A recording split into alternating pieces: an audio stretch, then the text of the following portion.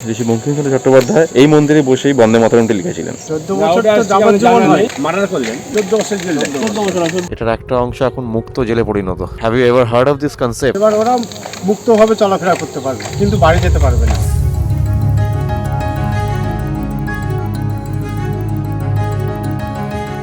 যেটা সামনে থেকে দেখতে পাচ্ছেন সেটা হচ্ছে পদ্মা।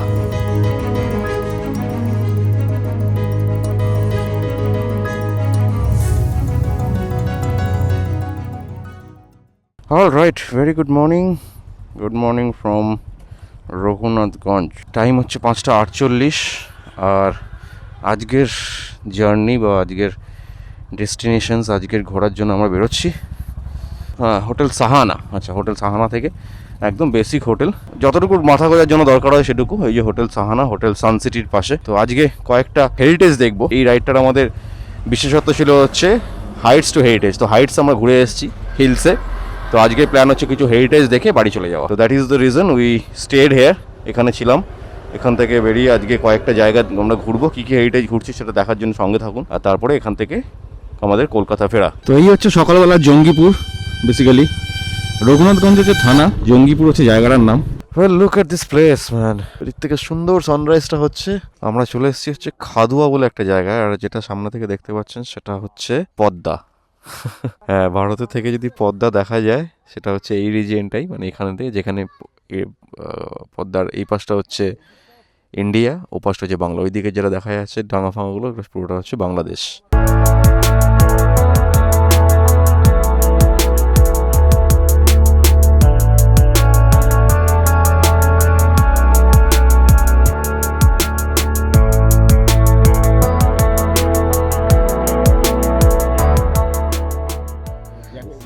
ওই মাঝখানে একটা নোম্যান্স ল্যান্ড, তাই তো? ওটা চর, ওখানে কেউ নেই। তার ওই পাশের যেটা দেখা যাচ্ছে ওটা বাংলাদেশ।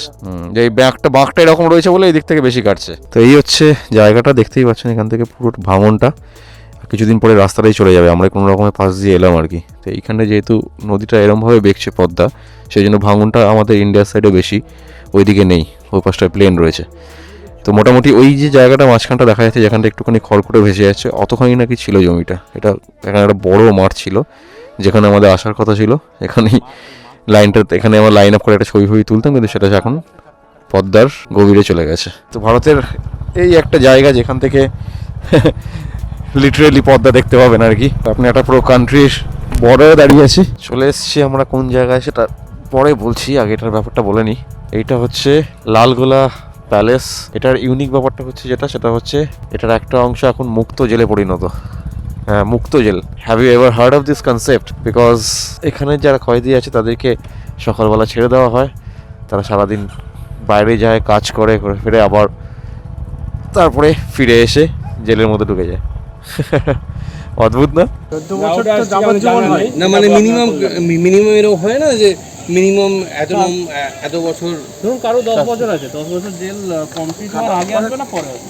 না 10 বছর যে জেল আছে, মুক্তি একটা জায়গা, জেল তো একটা আছে, সীমা আছে। আপনি মার্ডার করলেন, হ্যাঁ, আমার 10 বছর, ধরুন 10 বছর হলো, 14 বছর জেল। 14 বছর। এবার দেখা যাচ্ছে 14 বছরের পর 14 বছরের পর এখনো মুক্ত অঙ্গন কারাগার, ওটা মুক্ত। এবার ওরা মুক্তভাবে চলাফেরা করতে পারবে, কিন্তু বাড়ি যেতে পারবে না। এই যেটা আছে এটা রাজবাড়ি, আর এই রাজবাড়িটাকেই এখন মুক্ত কারাগারে পরিণত করে দেওয়া হয়েছে। যদি সামনে থেকে ছবি ভিডিও তুলতে দেয় না বলে তোলা গেল না, একটু দূর থেকে করলাম।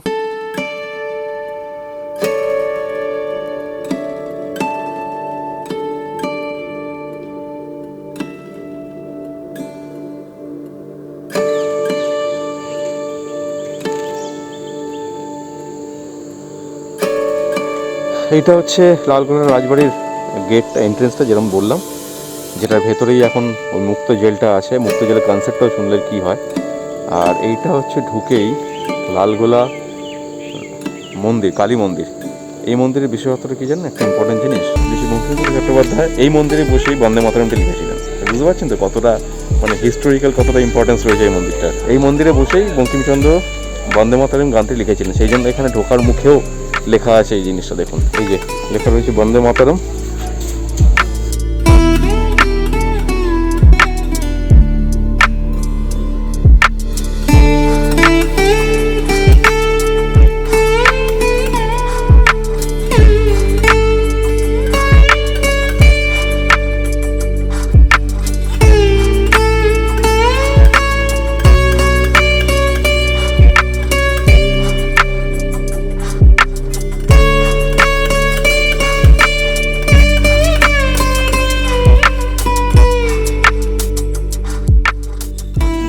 হচ্ছে কালী মন্দিরটা, আর এই কালী মন্দিরকে ঘিরে চারিদিকে যেরকম থাকে নর্মালি এই যে ঘরগুলো রয়েছে প্রত্যেকটা হচ্ছে শিব মন্দির, শিবলিঙ্গ রয়েছে।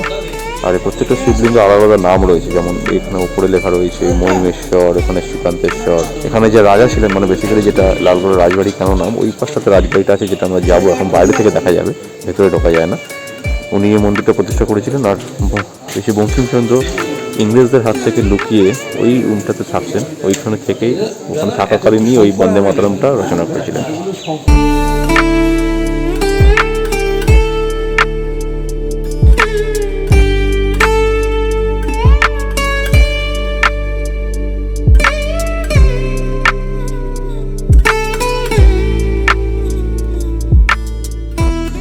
ঢুকেই ফার্স্টে রাইট হ্যান্ডে যেটা পড়ে সেটা হচ্ছে এইটা তখনকার যে রাজা ছিলেন, রাজা যোগীন্দ্রনারায়ণ রায়, ওনার গেস্ট হাউস ছিলেন। এখন উপরে লেখা রয়েছে লালগোলা রাজ, ওদের একটা সিম্বলও রয়েছে, এমবস করা রয়েছে, যদি এখান থেকে দেখতে পান, এই যে ওদের একটা এমবসিংও রয়েছে এখানে। এখন এটা পুরোটাই রুইন্স, কিছু বাকি নেই আর, কিন্তু এখন স্ট্রাকচারটা যেটা রয়েছে এত সুন্দর, দেখেই বোঝা যাচ্ছে যে তখনকার দিনে কত সুন্দর দেখে থাকতে হবে। ওই রাজবাড়িটার মানে যেটা গেস্ট হাউস বলছিল সেটার ভগ্নাবশেষ, বাট আইডিয়ালি দেখতে গেলে এটাই সব থেকে বেশি সুন্দর আর কি। মানে রাজবাড়িটার থেকেও অ্যাকচুয়াল রাজবাড়ি যেটা বলছে, যেটা এখন ওপেন জেল হয়ে গেছে, সেটার থেকে এই গেস্ট হাউসের স্ট্রাকচারটা অনেক বেশি সুন্দর। তো এনিওয়েজ ওখান থেকে বেরোলাম। এখন এখানে টোটাল যারা ইনমেটস রয়েছেন আর কি, তাদের সংখ্যা হচ্ছে 191। এখানকার যে অফিসার ছিল তার সঙ্গে কথা বললাম আমরা, তা ওখান থেকে জানতে পারলাম। তো এখন গিয়ে আমরা একটু খাওয়া দাওয়া করবো। লালগোলা নেতাজি নগর বলে কোনো একটা জায়গা আছে, লোকাল লোকদের কাছ থেকে জানতে পারলাম, সেখানে কিছু দোকানপাট আছে শুনলাম। ওখানে গিয়ে আমরা একটু প্রাতর রাস সারবো, কারণ প্রচন্ড খিদে পেয়ে গেছে সবারই।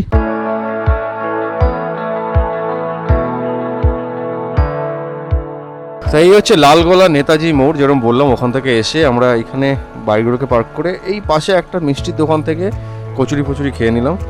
ঠিকঠাকই ছিল, কচুরিগুলো ভালোই ছিল, মিষ্টিগুলো ভালো ছিল না। এবার আমরা বেরোবো, এবার যাবো হচ্ছে কাঠগোলা প্যালেসের দিকে। এরপরে যেগুলো আছে প্রবাবলি হয়তো আমি দেখেছি আগে, সবার সঙ্গে ট্রিপে আছে, সেই জন্য আরেকবার যাচ্ছি। তো ওই মুক্ত কারাগারের বা মুক্ত জেলের কনসেপ্টটা কিন্তু একদম অন্যরকম। তো লোকাল মুখ থেকে যেটা শুনলাম সেটা হচ্ছে যে যাদের ধরুন ওই যাবজ্জীবন কারাদণ্ড হয় আর কি, 14 বছর বা কত বছরে হয়, তো তাদের মধ্যে থেকে কিছু কিছু লোকের প্রবাবলি হয়তো গুড বিহেভিয়ার ইন জেল বা ওটার জন্য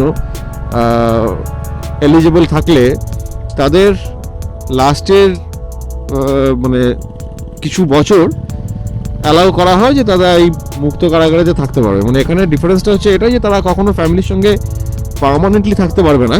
হাওয়ার প্রতিদিন সকালবেলা 6টার সময় ওদেরকে সাইন করে বেরিয়ে যেতে হয়, মানে বেরিয়ে যেতে পারবে তারা ঘুরতে ফিরতে পারবে যদি কারো কাজকর্ম থাকে। যেমন এখানে যারা ইনভেস্ট আছে তারা কোথাও না কোথাও কাজকর্ম করে, এখন সব নিজেদের কাজ করতে যায়, করে আবার সন্ধ্যেবেলা 7টার সময় ওদের ফিরতে হয়, সেখানে গিয়ে সাইন করে ঢুকতে হয়, এরকমই ব্যাপারটা আর কি। এবার ইনফ্যাক্ট এখানে ফ্যামিলি নিয়েও প্রচুর লোকজন আসে আর কি। চলে এসছি কাঠগোলা রাজবাড়ি, হেয়ার ইট ইজ। আমার ভিডিওতে আগেও দেখেছেন, প্রথমবার বাইক নিয়ে প্রবেশ করছি যদিও। চলুন।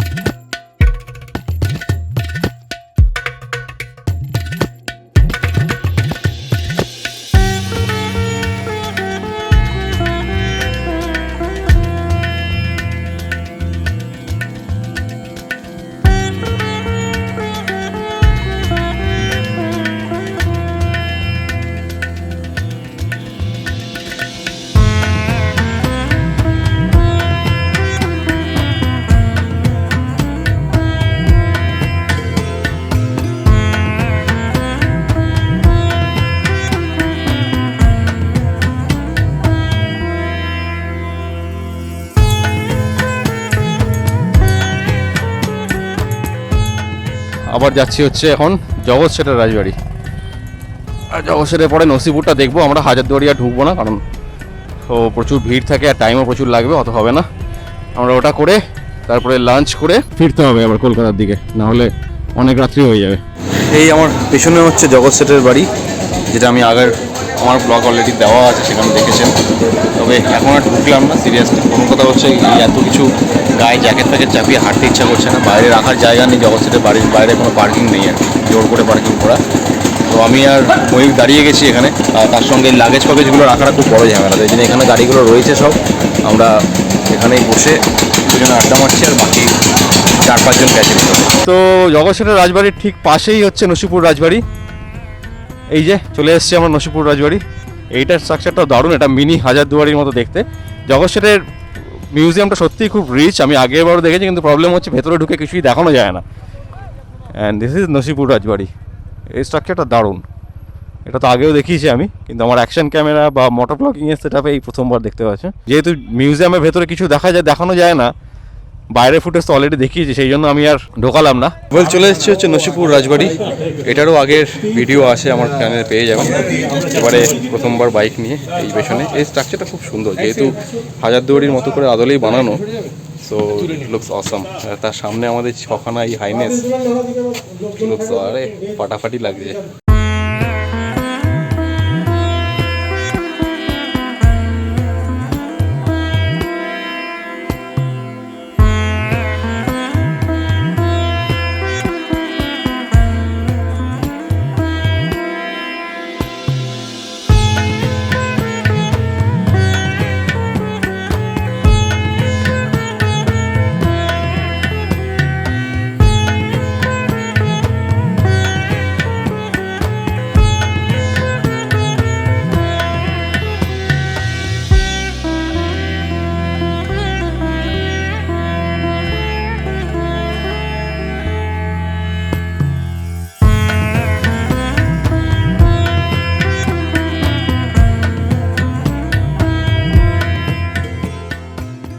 হয়ে গেল আমাদের নসিপুর রাজবাড়ি দেখা। এবার দেখি আর কিছু দেখা যায় কিনা, আরো 2-1টা টম ফর্ম আছে, আমার মনে পড়ছে না সেগুলো দেখেছিলাম কিনা।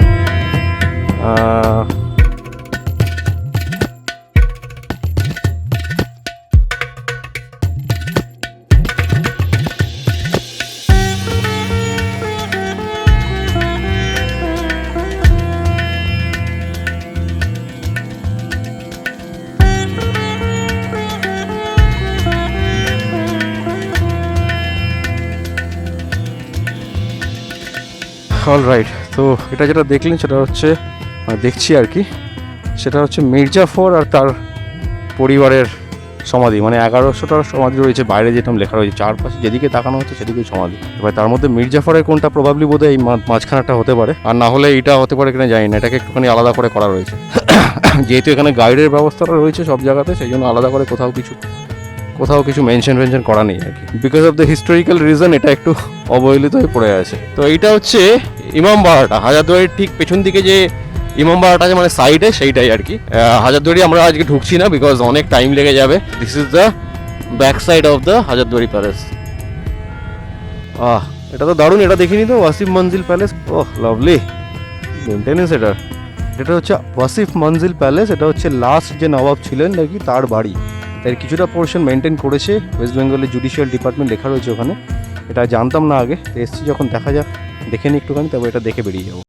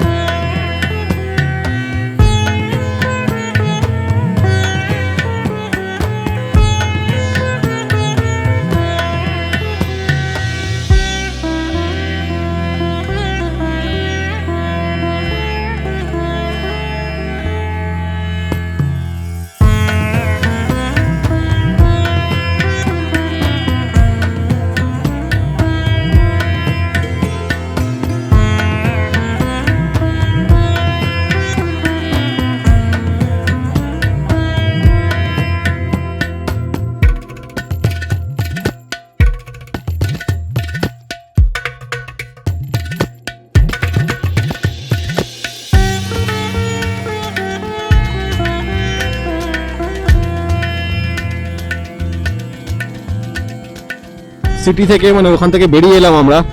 এবার চলেছি হচ্ছে বহরমপুর বাইপাসের দিকে। উঠে পড়েছি হাইওয়েতে। এখন আমরা খাবো কোথাও, আগে ওই যে রেস্টুরেন্টটায় যাবো সেটা এখানেরই। তো আমরা এখানটায় ঢুকছি লাঞ্চের জন্য। তো নাম কি? আমন্ত্রণ। ওকে,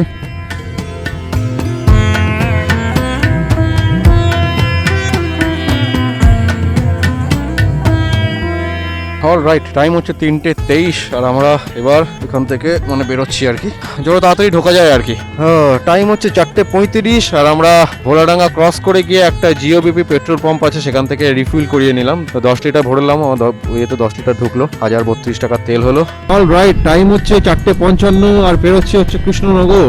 টাইম হচ্ছে 6:04 আর আমরা অলরেডি ক্রস করে গেছি হচ্ছে কৃষ্ণনগরের পরের টোলটা। এই টোলটার এক্সাক্ট নামটা জানি না, মানে অনেকক্ষণ আগেই চলে এসেছি। হ্যাঁ, লেখা আছে কি একটা জানা। এরপরে 43 কিলোমিটার পরেই মুড়াগাছা মোড় চলে আসবে। তো সেখানে আরেকবার দাঁড়িয়ে একটুখানি ব্রেক নিয়ে তারপরে একবারে বাড়ি। Porsche Boxster 718 Boxster. Look at the car, man.